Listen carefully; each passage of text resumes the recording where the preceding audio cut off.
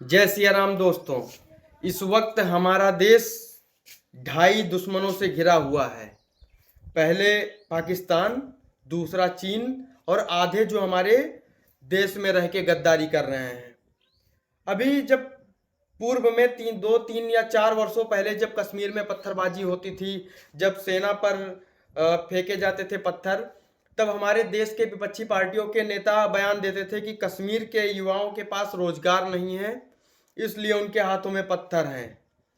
अभी ये जो नाम आप देख रहे हैं, ये दिल्ली में जो गिरफ्तार हुए हैं इस ब्लास्ट से पहले, इसमें से सबके पास नौकरी है। ये प्रोफेशनल डॉक्टर्स हैं, MBBS MD हैं।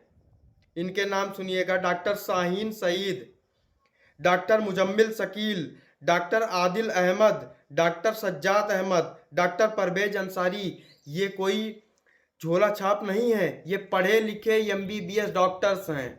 अब आप इनकी साजिश सुनिए। 2900 किलोग्राम विस्फोटक इनके द्वारा बरामद किया गया है। आप सोचिए हमारा देश कहाँ जा रहा है।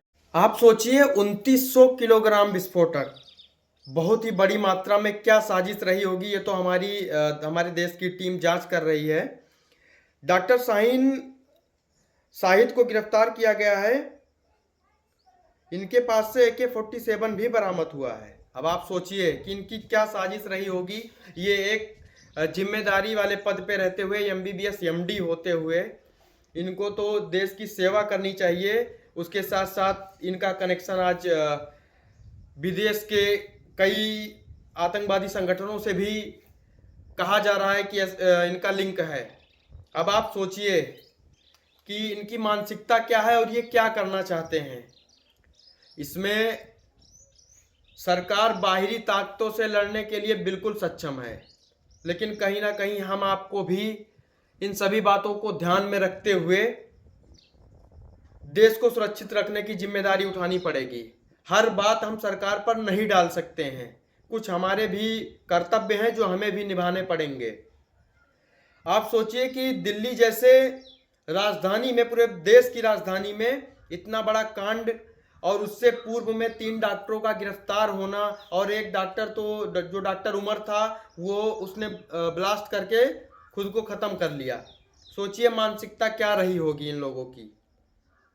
ज़्यादा बात नहीं करूँगा, बस यही कहूँगा कि आप जहाँ हैं, जहाँ के भी हैं, जहाँ रहते हैं, वहाँ आसपास सब पे नज़र बनाए रहिए। यदि आपको कोई संदिग्ध दिखे तो अपनी सुरक्षा एजेंसियों को, अपने पुलिस बल को, अपने जवानों को, सबको अवगत कराते रहिए। ये हम सबका भी कर्तव्य है। किसी भी बिंदु पर हम लापरवाही नहीं कर सकते हैं, अन्यथा हमारे देश में कब क्या हो जाए कोई नहीं जानता है।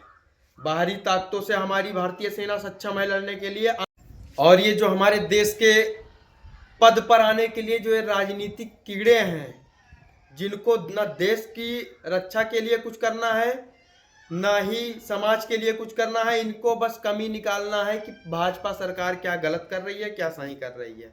इनको किसी भी सुरक्षा के मामले में इनको कोई ध्यान नहीं देना है। ये सब हम आम आदमियों की जिम्मेदारी है, हम सनातनियों की जिम्मेदारी है, हम भारतीयों की जिम्मेदारी है।